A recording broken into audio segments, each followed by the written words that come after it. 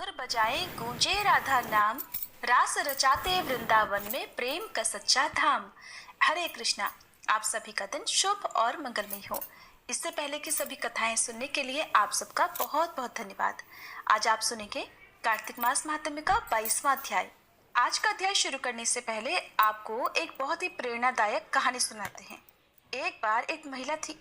वह अपने परिवार के सदस्यों के लिए रोजाना भोजन पकाती थी और एक रोटी वह हर दिन वहां से गुजरने वाले किसी भी भूखे के लिए पकाया करती और वह रोटी पकाने के बाद उस रोटी को खिड़की के सहारे लटका दिया करती ताकि उस रोटी को कोई भी ले सकता था। एक कुबड़ा व्यक्ति जिसने उस रोटी को खिड़की पर रखे देखा तो उस रोटी को रोज ले जाने लगा। रोटी मिलने के बाद धन्यवाद देने के बजाय वह रास्ते पर चलता हुआ कुछ इस तरह से बड़बड़ाया करता कि जो तुम बुरा करोगे वो तुम्हारे साथ होकर रहेगा और जो तुम अच्छा करोगे तो वो तुम तक लौट कर आएगा। दिन गुजरते गए।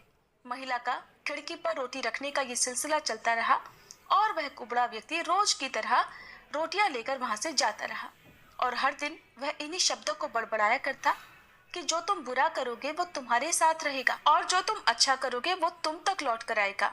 वह महिला उस कुबड़े व्यक्ति की इस हरकत से तंग आ गई थी। मन ही मन खुद से कहने लगी, एक तो ये कुबड़ा व्यक्ति हर रोज फ्री की रोटी लेकर जाता है, कभी एक शब्द इसने धन्यवाद का तो बोला नहीं, उल्टा जाने क्या क्या बड़बड़ाता रहता है, पता नहीं क्या मतलब है इसका। एक दिन क्रोध में आकर उस महिला ने एक निर्णय लिया और वह बोली कि अब तो मैं इस कुबड़े व्यक्ति से निजात पाकर रहूंगी, मैं इसका यहाँ आना ही बंद करा दूंगी। ऐसा कुटिल विचार उसके मन में आ गया। फिर उसने क्या किया कि उसने उस रोटी में जहर मिला दिया जो वो रोज उस कुबड़े व्यक्ति के लिए बनाकर रखती थी। आज जब जैसे ही उसने वह रोटी खिड़की पर रखने की कोशिश की कि अचानक उसके हाथ कांपने लगे और रुक गए। फिर वो बोली, हे भगवान, मैं ये आज क्या अनर्थ करने जा रही थी, उस कुबड़े व्यक्ति के लिए बनाकर रखती थी। आज जब जैसे ही उसने वह रोटी खिड़की पर रखने की कोशिश की कि अचानक उसके हाथ कांपने लगे और रुक गए। फिर वो बोली, हे भगवान, मैं ये आज क्या अनर्थ करने जा रही थी, और उसने तुरंत उस रोटी को चूल्हे की आंच में जला दिया। अब उसने एक ताजी रोटी बनाई और खिड़की के सहारे रख दी। हर रोज की तरह आज भी वह कुबड़ा व्यक्ति आया और रोटी लेने के बाद, जो तुम बुरा करोगे वो तुम्हारे साथ रहेगा और जो तुम अच्छा करोगे वो तुम तक लौट कर जरूर आएगा, ऐसा कहकर वहां से चला गया। इस बात से बिल्कुल बेखबर कि उस महिला के दिमाग में क्या चल रहा है, वह व्यक्ति वहां से अंधे के अनजान सा चला जा रहा था। हर रोज जब वह महिला खिड़की पर रोटी रखा करती तो वह अपने इकलौते पुत्र की रक्षा के लिए सकुशल घर वापसी के लिए प्रार्थना किया करती थी, जो कि अपना सुंदर भविष्य बनाने के लिए कहीं बाहर गया हुआ था। कई महीनों से उस महिला के इकलौते पुत्र की कोई खबर ही नहीं मिली थी। ठीक उसी शाम को उस महिला के दरवाजे पर एक दस्तक हुई। खट खट। उसने दरवाजा खोला तो वह हैरान रह गई। उसने देखा कि दरवाजे पर उसका इकलौता पुत्र सामने खड़ा है, लेकिन उसके पुत्र की हालत तो बहुत खराब हो रही थी। वह पतला और कमजोर हो गया था, उसके कपड़े फटे हुए थे, भूखा भी था और ऐसा लगता था कि भूख से ही वह कमजोर हुआ है। जैसे ही उसने अपनी माँ को देखा तो उसने कहा, माँ, ये चमत्कार है कि आज मैं यहाँ तुम्हारे सामने खड़ा हुआ हूँ। आज जब मैं घर से 1 मील दूर था, मैं इतना भूखा था कि मारे भूख के मुझे चक्कर आ गया और मैं गिर गया। मुझे तो लगा मेरे प्राण ही निकल जाएंगे। उसी समय एक कुबड़ा व्यक्ति वहां से गुजर रहा था। उसने मुझे देखा और उसने झट मुझे अपनी गोद में उठा लिया। भूख के मारे मेरे प्राण निकले जा रहे थे। मैंने उस व्यक्ति से खाने को कुछ मांगा तो निसंकोच उसने अपनी जेब से एक रोटी निकालकर मुझे ये कहकर दे दिया कि मैं हर रोज यही खाता हूँ, लेकिन आज ऐसा लगता है कि मुझसे ज्यादा जरूरत इसकी तुम्हें है, सो ये लो और अपनी भूख मिटाओ। माँ, ये उसी रोटी का चमत्कार है कि आज मैं आपके सामने खड़ा हूँ। जैसे ही माँ ने अपने पुत्र की बात सुनी, माँ का चेहरा पीला पड़ गया और अपने आप को संभालने के लिए उसने दरवाजे का सहारा लिया। अब उसके दिमाग में वो बात घूमने लगी कि कैसे उसने एक सुबह रोटी में जहर मिला दिया था। अगर उसने वह रोटी आग में जलाकर नष्ट नहीं की होती तो आज उसका बेटा उस जहरीली रोटी को खा लेता और अंजाम क्या होता, उसके खुद के बेटे की मृत्यु। इसके बाद उसे उन शब्दों का मतलब बिल्कुल स्पष्ट हो चुका था जो वह कुबड़ा व्यक्ति हमेशा उसके सामने बड़बड़ा कर जाया करता कि जो तुम बुरा करोगे वो तुम्हारे साथ रहेगा और जो तुम अच्छा करोगे वो तुम तक लौट कर आएगा। इसलिए हमेशा अच्छा करो और अच्छा करने से अपने आप को कभी मत रोको। फिर चाहे उसके लिए उस समय आपकी कोई प्रशंसा करे या ना करे, आपको उस बात से कोई फर्क नहीं पड़ना चाहिए। ये थी आज की कहानी। अब सुनिए आज का अध्याय। तो देवर्षि नारद महाराज पृथु को बड़े मनोयोग से सारी कथाएं सुना रहे थे और महाराज पृथु भी बड़े शांत मन से एकाग्रचित्त होकर सारी कथाएं सुन रहे थे। नवमी की कथा सुनने के बाद महाराज पृथु ने देवर्षि नारद से कहा, हे देवर्षि, भीष्म पंचक व्रत जो कि भगवान विष्णु को अत्यंत प्रिय है, किस कारण प्रसिद्ध हुआ? अब मेरी यह जानने की भी प्रबल इच्छा है। देवर्षि नारद कहने लगे, हे राजन, यह व्रत तो अनादिकाल से था, परंतु बीच में लुप्त हो गया था। दोबारा यह कब और कैसे प्रारंभ हुआ, अब इसका इतिहास भी सुनो। इस युग में भगवान कृष्ण ने भीष्म पितामह को यह व्रत बतलाया था और उन्होंने ही सर्वप्रथम इसे किया था। इसी कारण यह व्रत भीष्म पंचक के नाम से प्रसिद्ध हुआ।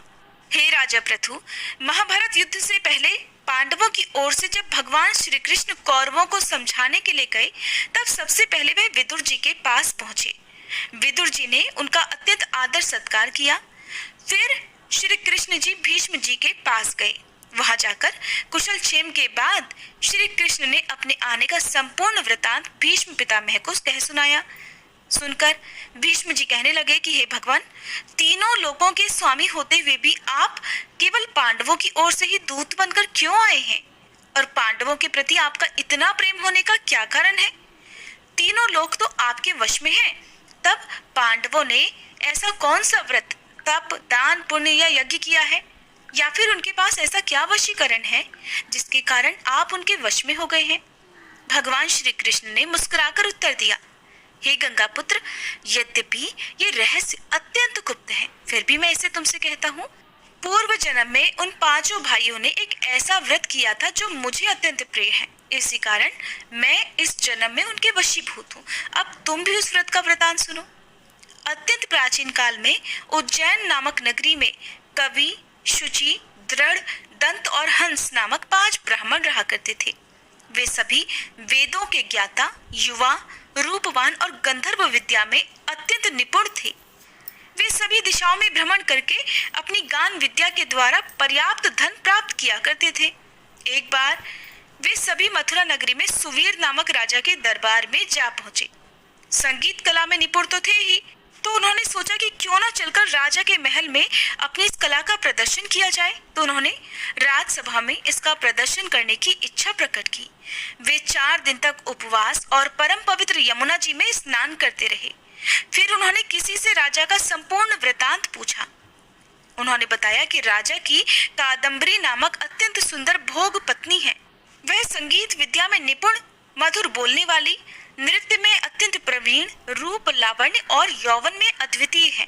वह प्रतिदिन राजा के सम्मुख एकांत में नृत्य और गायन किया करती है।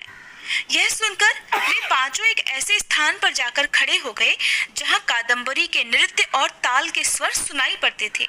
इसके बाद राजा के पास आने जाने वालों से वे कहने लगे कि बड़े दुख की बात है कि आपके राजा के पास नृत्य कला को जानने वाला कोई नहीं है। वीणा में तार बराबर नहीं है, 2 तार ढीले हैं और बाजे की धुन के अनुसार तो नृत्य भी शुद्ध नहीं है। ये बात वहां उपस्थित लोगों में से किसी ने जाकर राजा से कह सुनाई। राजा ने जहां पर कादम्बरी का नृत्य हो रहा था, वहीं पर उन पांचों को बुलवा लिया। वहां पहुंचकर उन्होंने राजा को पहले तो आशीर्वाद दिया, फिर राजा के निकट ही आसन पर वे बैठ गए। कादम्बरी ने फिर उनको संगीत विद्या में अत्यंत निपुण समझकर उनके सामने अपना विशिष्ट नृत्य प्रस्तुत किया। जब उसने चक्र में ताल दिया तो उन ब्राह्मणों ने उसे रोक दिया। उसने चक्र छोड़कर यथा योग्य ताल दिया, मगर चक्र खंडित नहीं किया। कादम्बरी के इस गुण और उसकी रूप माधुरी को देखकर पांचों उस पर मोहित हो गए। कादम्बरी भी उन पांचों को देखकर उन पर मोहित हो गई। उसने रात्रि के समय गुप्त रूप से अपनी एक सहेली के साथ उन पांचों को यह संदेश भिजवाया कि तुम में से एक प्रतिदिन नगरी के उत्तर की ओर यमुना नदी के तट के समीप लताओं से घिरे हुए निर्जन अनंत नामक तीर्थ में मेरे पास आकर अपनी अपनी विद्या और गुण का प्रदर्शन करो। उस समय मैं भी वीणा और राग का कौशल दिखलाऊंगी। आगे की घटनाएं सुनाते हुए भगवान कहने लगे कि एक ब्रह्मचारी जो कि मेरा भक्त था, दुष्ट संगति से बचने के लिए वह गांव से बहुत दूर रहा करता था। उन दिनों वह भीष्म पंचक व्रत करके मंदिर में मेरा पूजन किया करता था। कार्तिक शुक्ल एकादशी के दिन उन संगीता के ब्राह्मणों में से कवि नाम का एक बड़ा भाई भी उस मंदिर में आया। कादम्बरी भी वहां पर पहुंच गई। वहां मेरे भक्त ने जिस प्रकार पूजन किया, कवि नामक ब्राह्मण ने भी ठीक वैसा ही किया। उसके बाद हाथ में वीणा लेकर उसने गायन प्रारंभ कर दिया।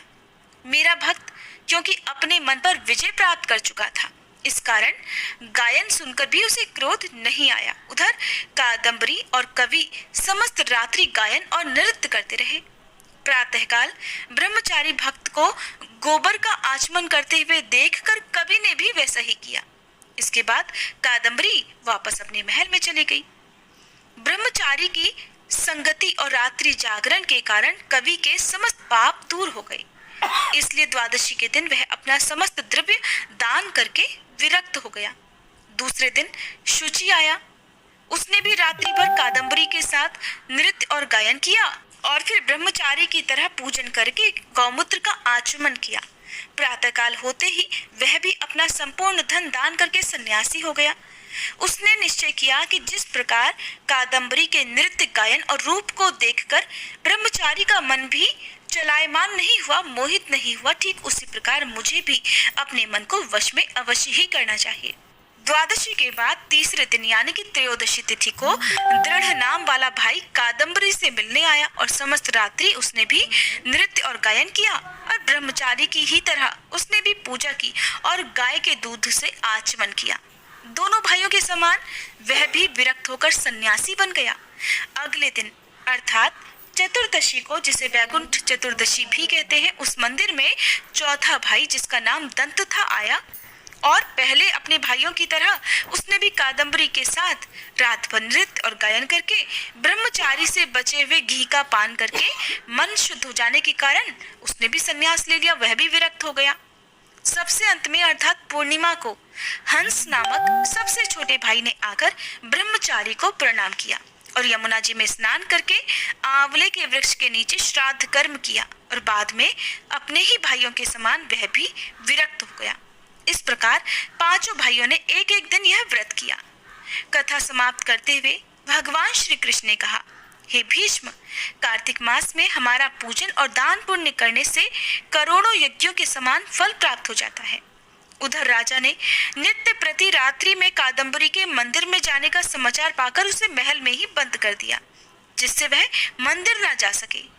कार्तिक मास में हमारे सामने नृत्य गायन करने के कारण वही कादम्बरी अगले जन्म में द्रौपदी हुई।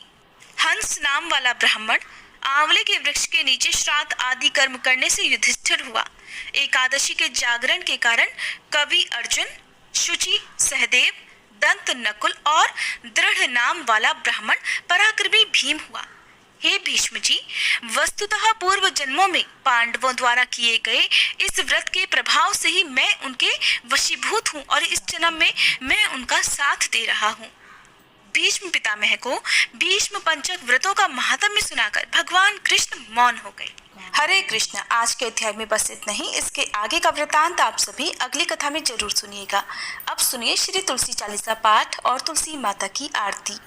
जय जय तुलसी भगवती सत्यवती सुखदानी, नमो नमो हरि प्रेसी श्री वृंदावन खानी। श्री हरि शीश विरजनी देहु अमर वर अम्ब, जनहित हे वृंदावनी अब न करहु विलंब। धन्य धन्य श्री तुलसी माता, महिमा अगम सदा श्रुति गाता। हरि के प्राण हूँ से तुम प्यारी, हरहि हेतु कीन्हो तब भारी। जब प्रसन्न है दर्शन दीन हो, तब कर जोरी विनय उस कीन्हो। हे भगवंत कंत मम होहु, दीन जानि जानि छाड़हु छोहु। सुनी लक्ष्मी तुलसी की बानी, दीन हो श्राप कध पर आनी। उस अयोग्य वर मांगन हारी, हो बिटप तुम जड़ तनुधारी। सुनि तुलसी ही श्रव्यो तेहि ठामा, करहु वास तुहु नीचन धामा। दियो वचन हरि तब तत्काला, सुनहु सुमुखी जानि होहु बिहाला। समय पाई ब्योहरो पापी तोरा, पूजहि आस वचन सत मोरा। तब गोकुल मह गोप सुदामा, तासु भई तुलसी तू बामा। कृष्ण रास लीला के माही, राधे शक्यो प्रेम लखि नाहि। दियो श्राप तुलसी तत्काला, नर लोक ही तुम जन्महु बाला। यो गोप वह दानव राजा, शंख चूर्ण नामक शिर ताजा। तुलसी भई तासु की नारी, परम सती गुण रूप अगारी। अस द्वै कल्प बीत जब गयहु, कल्प तृतीय जन्म तब भयहु। वृंदा नाम भयो तुलसी को, असुर जलंधर नाम पति को। कर अति द्वंद अतुल बल धामा, कीन्हा शंकर से संग्रामा। जब निज सैन्य सहित शिव हारे, मरहि न तब हर हर ही पुकारे। पतिव्रता वृंदाती नारी, को न सके पति ही संहारी। तब जलंधर ही भेष बनाई, वृंदा ढिग हरि पहुँचो जाई। शिव हित लहि करि कपट प्रसंगा, कियो सतीत्व धर्म तो ही भंगा। भयो जलंधर कर संहारा, सुनी उर शोक उपारा। तिहि क्षण दियो कपट हरि तारी, लखि वृंदा दुख गिरा उचारी। जलंधर जस हत्यो भीता, सोई रावण तस हरहि सीता। अस प्रस्तर सम हृदय तुम्हारा, धर्म खंड पति संहारा। यही कारण लहि श्राप हमारा, होवे तनु पाषाण तुम्हारा। सुनि हरि तुरत ही वचन उचारे, दियो श्राप बिना विचारे। लख्यो ना निज कर दूत पति को, छलन चाहियो जब पार्वती को। जड़ मति तुह अस हो जड़ रूपा, जग में तुलसी बिटप अनूपा। धग्व रूप हम शाली ग्रामा, नदी गंडकी बीच ललामा। जो तुलसी दल हम ही चढ़ई है, सब सुख भोग परम पद पई है। बिनु तुलसी हरि जलत शरीरा, अतिशय उठत शीश उर पीरा। जो तुलसी दल हरि शिर धारत, सो सहस्त्र घट अमृत डारत। तुलसी हरि मन रंजनिहारी, रोग दोष दुख भंजनिहारी। प्रेम सहित हरि भजन निरंतर, तुलसी राधा में नाही अंतर। व्यंजन हो 56 प्रकारा, बिन तुलसी दल ना हरहि प्यारा।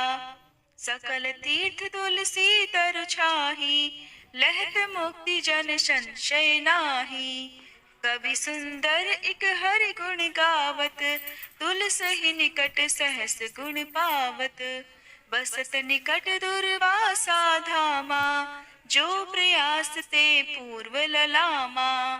पाठ करहि जो नित नर नारी, हो ही सुख भाषहि त्रिपुरारी।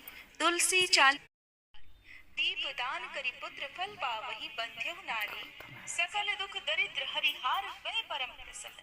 आशीय धन जन लड़हि कर बसहि पूर्णा अत्र। लाही अभिमत फल जगत मह लाही पूर्ण सब काम। जे दल अर्पहि तुलसी तह सहस बसहि हरि राम।